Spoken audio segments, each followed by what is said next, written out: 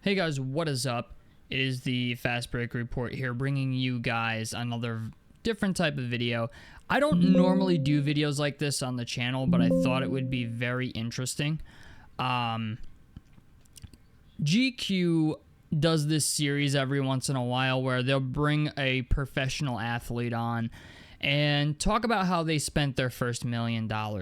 And this one in particular has to be about Myles Turner, and I thought it would just be interesting to go over it, give my opinion on it, kind of just a reactionary video, and just see what Myles Turner spent his first $1 million on. So let's go ahead and get into it. What's up, y'all? It's Myles Turner, power forward and center for the Indiana Pacers. I'm with GQ today, babe. I'm gonna break down how I spent my first $1 million.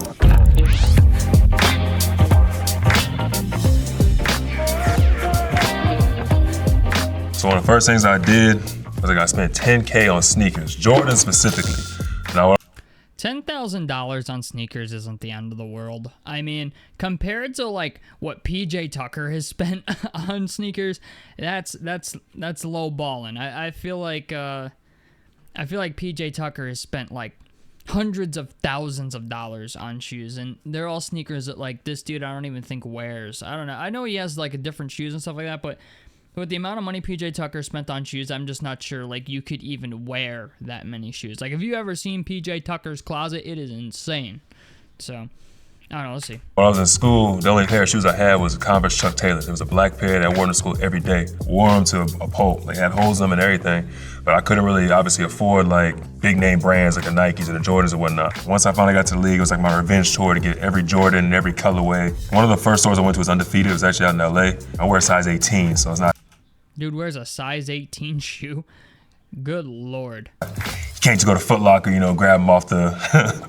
Yeah, this dude, if he needs a size 18, he's got to go to special places to try and get it. Off the John. So I got up to about like 70 pairs of Jordans, and I still got them all to this day in a big closet back home. But yeah, bro, 10K go a long way.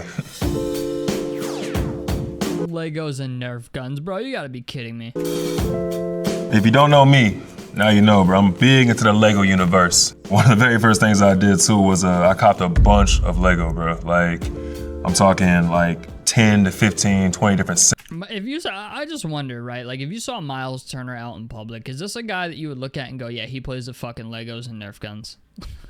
The dude spent almost my annual salary on Nerf guns and Legos. That is fucking wild. When you got fuck you money, you got fuck you money. That's crazy. 40K, 40 grand on Nerf guns and Legos is just insane to me. Sets, and if you know about that, you know how expensive and how lucrative that can be. Another thing I did too was I got a whole bunch of Nerf guns. Man, I got drafted at 19, bro. It's just it's a big old kid. I had these Nerf. You still are a big old kid, almost at 30, dog. Because of all the mods, bro. Like, it had a silencer on it, red dot sights, banana clips. I actually stayed with a couple of my boys, and that's one of the main things we would do is just set up the house, like, whole ass, like, forts and everything, bro. Have, like... Bro was having Nerf gun battles with the boys. You know what? If that's how he gets down, I can't complain. He could be doing so much worse shit. He could be getting DWIs and running people over with cars and doing drugs and all this other stuff. So you know what? If Nerf guns and Legos are where Myles Turner finds his vices, then I can't be mad. There are people out there who do, other professional athletes even, who do so much worse, right, with what they spend their money on. So you know what? I think it's corny, but at the same time, could be a whole hell of a lot worse. Like big old like Nerf wars and whatnot. He, at least he's not like, Isaiah Stewart or Beef Stew, where what he needs to do with his money is take some fucking anger management classes. Okay, that's what Beef Stew should have did with his first $1 million. He should have spent like $100K on anger management classes, or therapy sessions, or some shit. Myles has Nerf guns and Legos. Beef Stew, hopefully, somewhere along the way, he spent like $100,000 on anger management and other bullshit, because that guy's got a fucking problem. I'm talking like Call of Duty, like diving, like jumping. Him and Draymond Green, by the way. Jumping around, like it used to get to it. One big thing in the Lego universe is called the Cloud City set, and it's a minifigure in there. It's a Cloud City Boba Fett from Star Wars. Like he go for about $2,500 now. A Cloud City Lego Boba Fett sells for $2,500. Bro, what am I doing? What am I doing with Magic the Gathering cards and fucking, cardboard futures and shit? I need to buy some fucking Legos. Holy shit. A little Lego figure sells for $2,500. At least he's getting like some investment out of it. You know what I'm saying? Like that little miniature figure, I guess, is only going to go up in values, so whatever. I did the big Millennium Falcon that just came out, the UCS set, the Northern Cathedral, and then the Rome Coliseum. Hundreds of thousands of pieces of Lego. I mean, I got a whole collection back at the crib, but yeah, if you know me, you know it's out there. The Ford Raptor. I'm gonna tell you right now, I was never really into cars and all that type of stuff, but being from Texas, I had to get me a truck, and specifically He spent $100,000 on a Ford Raptor. All right. I mean, I don't know. I don't even know if I should be mad at this, because it's like, it's a Ford, so maintenance on it isn't going to be crazy. But $100,000 for essentially, like, what is it, an F-150 with, like, an extra motor and, like, suspension kit with different wheels on it and shit is just a wild price tag to me, man.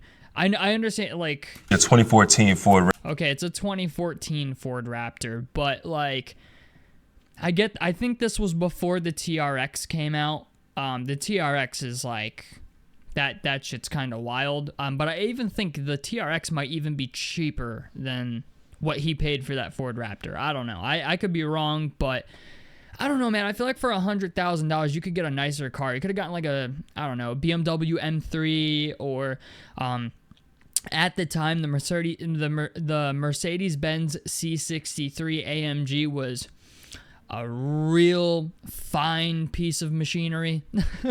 I get it, like Lambos and Ferraris and stuff like that are not people's stuff. He is from Texas, so he's probably into trucks, but I don't know, man. $100,000. I just feel like you could have gotten something way nicer for $100,000, but whatever. That's what he likes.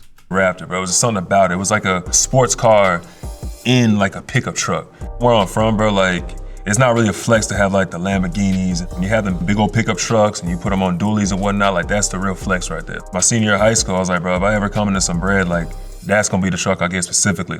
A black.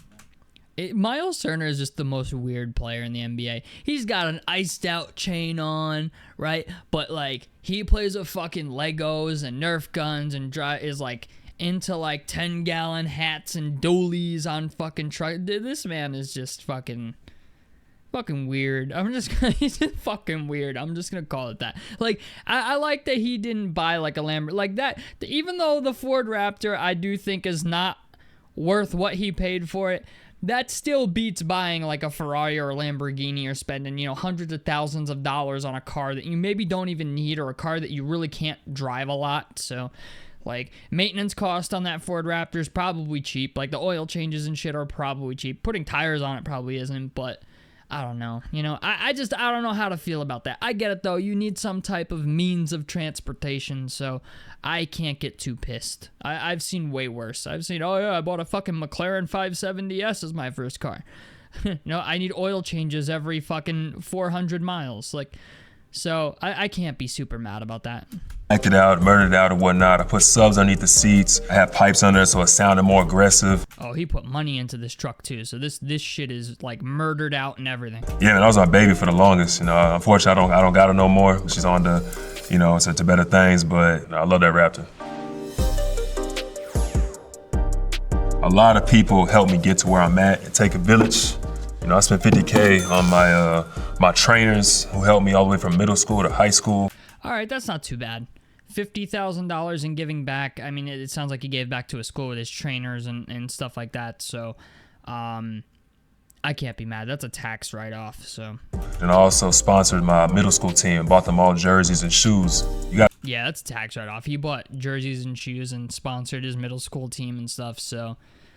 All right, yeah, it's a tax write-off. I give back, man. They actually give you a tax form when you make any donation to a school. Like, I donated my old golf clubs to the place I work. It's a school, and they gave me a tax write-off form for it, but I kind of don't give a shit. It was like, I don't even remember what the value of them was, but they were just a bunch of like left-handed irons I was not going to use anymore.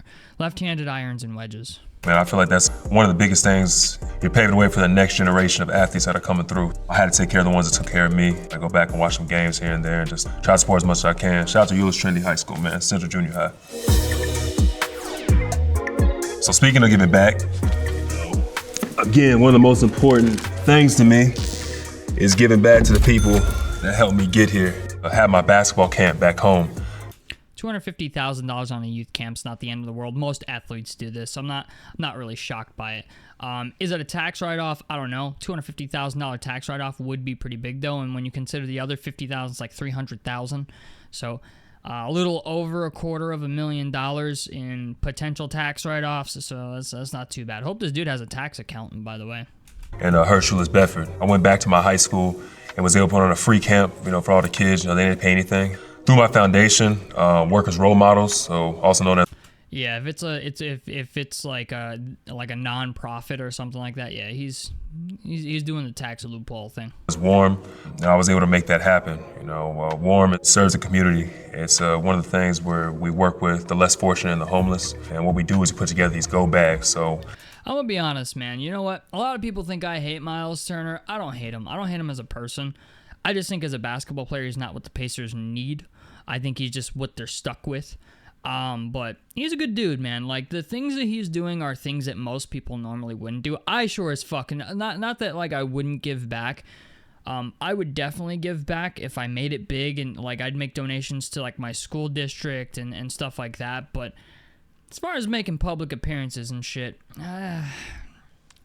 that's hard shit to do when you live in, like, the second poorest county in all of New York State, dog. Like, you really gotta tread lightly a little bit where I live. You kind of gotta, stay the fuck out of the way of shit that doesn't involve you. So, I don't know. You know what? It's commendable, but seems like a good guy. At least he doesn't come from a shitty neighborhood, When it's cold like it is now, 20 degrees outside, see, some homeless folks or just less fortunate people, you have these packs in the back of your car. It could be toothbrush, That's nice. He's helping homeless people too. Like, that's really commendable.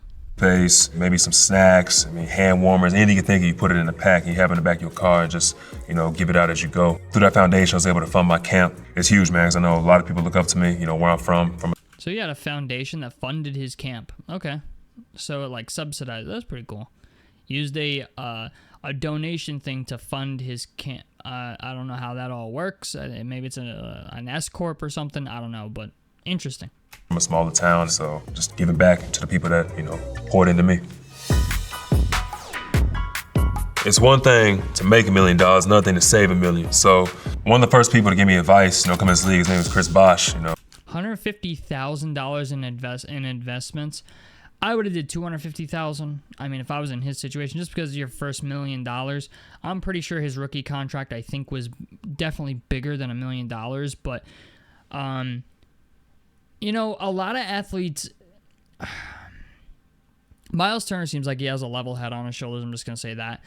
But shout out to Chris Bosh for looking out for Myles Turner. But a lot of athletes, man, 3 to 5 years after they quit playing, go bankrupt. Like, it just because they, instead of saving money while they're playing and putting it away for the future to live their life the same way after they retire, or live their life the way they want after they retire, they live their life the way they want to now. And then once they retire in 3 to 5 years, they're fucking bankrupt. Like, something happens where they just simply run out of money. Or I know Allen Iverson's been bankrupt multiple times.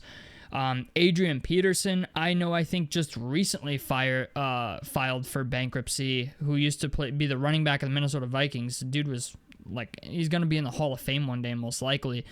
But I don't know, that depends. He has a lot of off-court or off-the-field shit that was not good. But from what I've heard in the last year or so, Adrian Peterson is bankrupt. Like, I think he got a divorce, or there was child support or something. He did not pay. Or something to that effect. And the dude has, like, nothing left now. Dude got, like, wiped out for almost everything. It's fucking insane. Like, talk about, like, having it all and then ending up with nothing. It's crazy how, like, some of these athletes are people that are, like, through their entire career, made millions of dollars. And then one day you see them like serving coffee to people at a fucking Starbucks somewhere. It's insane. Like, if you ever come into money like this, the way that these people make it, like, you just have to keep a level head on your shoulders and understand, right? Like, this is only going to come once, and I have to bank it as much as possible, right? You have to understand that. So, I don't know. Interesting, 150,000 feels a little light, but, like, I understand. At least he's doing it. You know what I'm saying? Like, at least he's doing it. Hall of Famer. He told me, when you come into your funds, like, it's gonna be easy for you to go blow it on cars and jewelry and houses and stuff like that. But he just advised that, you get with a good financial advisor, get with a good lawyer, and just make sure your money's working for you. One of the Shout out Chris Bosh, man. Shout out Chris Bosh for looking out for Myles Turner, man. That's good advice to a young guy coming into the league. Where, maybe I would assume Myles had somebody like that in his corner, but like a lot of people don't. First thing I did was actually invest in some land back in like rural Texas. Also invested in the stock market. Obviously invested in my retirement, and I invested into some buildings as well, some real estate. The advice I give to anybody coming up. All right, he's invested in. All right, so he's got a portfolio of different shit. So, good for him, man. Is to try to save that first check as much as possible. My 19-year-old mind wasn't really working like that. Again, I got some really good advice, and was able to, make some good investments for myself to this day. Oh, this one's gonna be rough. So again, talk about funding the journey. You feel like you can never repay, the people that's close to you for everything they've done for you. So what I did was, I took this $150K right here. I was able to get my grandparents and my parents and my immediate family out of debt. I didn't grow up rich. I didn't grow up poor. All right, so I have mixed feelings about this, man. I really do. Like, I understand the mom situation. I understand the parent situation. Maybe you buy your mom that house she's always wanted. Maybe you buy your dad that truck he always wanted, or that side-by-side he always wanted, or you help out the grandparents and stuff. I get that. The problem, though, with getting your immediate family out of debt is the idea that it doesn't teach them anything. And unfortunately, I kind of speak of experience in this department because I have a family member that every time shit goes wrong, I'm the person they reach out to. And, I finally had to say no, mostly because, like, at the time I really didn't have the money. But on top of it, like, the person always pays me back with interest, which doesn't always happen. You know what I'm saying? Sometimes I have family members that aren't even, like, legally family members anymore that, owe me money from concerts we've went to with their girlfriend. Like, I've been to concerts with my brother and, like, other people that, like, I've paid for, like, that person and their girlfriend and myself to fucking go. They're like, oh yeah, I'll pay you back. It never fucking happened, bro. It never happens. Like, you have family members that would be like, yeah, I'll pay you back, and you'll never see a fucking penny of it. And that's the biggest problem with this, is like it kind of enables their behavior, like of wasteful spending and shit like that. Like, you just don't want to become a crutch, right? That's what you really want to avoid, is becoming a crutch for these people when their lives are in the fucking shitter. Because, like, not only that, but on top of it, like, you've got your own life to worry about. You know what I'm saying? Like, I got my own shit to worry about. I'm sure Myles Turner has his own shit to worry about. But, just the idea, like, I don't think Myles will ever have the problem of not being able to help out his family because of the amount of money he's made in the NBA already at this point and the amount of money he's about to make this offseason. But I don't know. It's really weird, helping family members out financially, because it's like sometimes you do it and they promise to pay you back and they never pay you back. You know what I'm saying? It's a huge risk. Like, one thing I've taught myself, and this is something I think everybody else should teach themselves, whenever you lend money to someone, you should just expect to not get it back. Like, that's what you should expect. Like, whenever you hand somebody money, you should just expect that you will never see it again. So understand that. Like, that's part of the possibility, and it will most likely be the possibility when you do that. So understand that. Just if you're watching this video, that's Fast Break Report's life lesson on this video. Or, I was like real lower middle class, if you will. But one thing my parents did an amazing job of is making us feel like we were rich, rich in love, just rich in, the spirit that we had around the house. Bank accounts didn't necessarily reflect that, but the feeling just as a kid, we never really felt like we had to, struggle for too much. It's even crazy. My mom, she emptied her retirement fund, to fund me going on my AAU events in the summertime and, would cover flight. That's pretty crazy. His mom emptied her retirement accounts so he could play AAU and be a part of travel teams and stuff like that. Like, yo, Myles Turner really was the get rich or die trying contingency plan in his fucking family, okay? There was no, you won't make it to the pros, dog. Like, when your son is 6'8" in high school, you gotta get, it's cool though that like his family invested in him. You know what I'm saying? Like they could tell he was special. They knew he was gonna be something special, so they went all in on it, When you dump your retirement accounts, which by the way is money you have to give back, it's money you have to put back into that account at some point. The idea that his parents did that for him shows like they truly believed that he was going to be a professional at playing basketball. So shout out to Mr. and Mrs. Turner for going all in on Myles. Cover travel and just fund the journey, fund the dream. So I told myself, if I ever wouldn't make it, that's gonna be the first thing I do, because just clear the debts and just have a new lease on life and start fresh. So this is the least I can do. Oh, what the fuck is this? Team Myles? Hold up. There we go. I spent $150K on a team around me. What I mean by that is I hired a personal chef, I hired a personal assistant, and I also hired a business manager. I grew up and I watched the show Entourage. Entourage was like a big... Oh, okay, all right. So Team Myles is like surrounding himself with people that are looking out for him. That's good. Hopefully no family members are on this team, because that can lead to a problem all into itself. But, good choice. You know what I'm saying? He invested in himself now at this point. Big influence on my career and just kind of where I'm at. And I saw the way the main character, the protagonist there, kind of constructed his team around him. As an athlete, you can't just go eat fast food before a game, you know what I'm saying? Or just go eat a pizza for a game. Hey. Easy, Myles. Easy, okay? Zion Williamson begs to differ. That man was eating Popeye's chicken sandwiches all the fucking time before games, okay? I think so was Anthony Edwards, all right? So I don't want to hear none of that, but I will say this. It was a little fucking crazy that Zion Williamson ended up being like NFL offensive lineman weight a year or so ago. So it's good to see that Zion took his nutrition seriously finally, and it's good to see that Myles is taking it seriously at this point. So... or at least, early on knew that he had to take that seriously, because a lot of players don't. Okay, we saw it with Zion. So, Anthony Edwards is Anthony Edwards. Anthony Edwards is that dude could drink energy drinks for the rest of his fucking career and probably still go out there and give people 30 plus a night. But it's just the idea. Zion was bad, and it's just good to see Zion got into it. It's good to know that Myles understood that early on. That'll probably work your first year when you're 19, 20 years old, but then, so I hired a chef, and there's also a nutritionist to make sure I Yeah, he's got a nutritionist too. Yeah, he did the right thing. only have to worry about basketball. And her name is Bertima Duma, Chef V, one of the best at what she do. Also hired a business manager just to, if I want to go out and see this deal, or I see Lego or something like that, it's just getting in touch with the right people and putting... Myles Turner is going to have his own Lego set thing when he retires. Guarantee it. He's going to do a partnership with Lego, and one of the Legos is going to be like a 6'11" IRL Lego Myles Turner build. And it's going to cost you like $4,000. I'm in the right place. These are guys that spend a lot of time away from their families and make sure that I'm straight, and I still have them employed to this day. So shout out to my team, man. Taylor Wilson. Got you, man.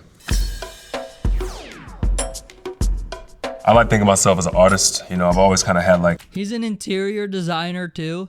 Dude, what the fuck does dude, I'm telling you, Myles surprises me around every corner. An artistic eye, if you will. And one of the things I did when I first got to the crib in Indy, and I spent about $50K myself just to go design the place. I decided not to hire an interior designer. I decided to be my own interior designer, use my own artistic eye. I went to all the little stores. I went to the Ikeas, the At Homes. Oh, okay. So he decorated his home. I thought like this dude like designed a fucking house or some shit. Interior designer. It's like, you know, I get what it was, but in my mind I thought he was like, you know, this wall is gonna be recessed 5 feet, and we're like, okay, this is a little different. All right, never mind. He's talking about IKEA furniture and Ashley Warehouse bullshit. Okay.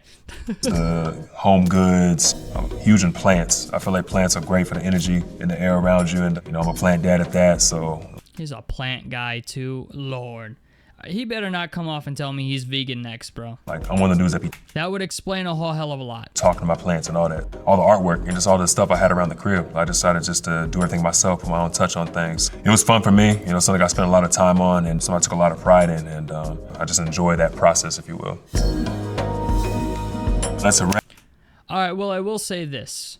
That was different. That was different than how I usually see people spend their first $1 million. Really wasn't the worst, okay?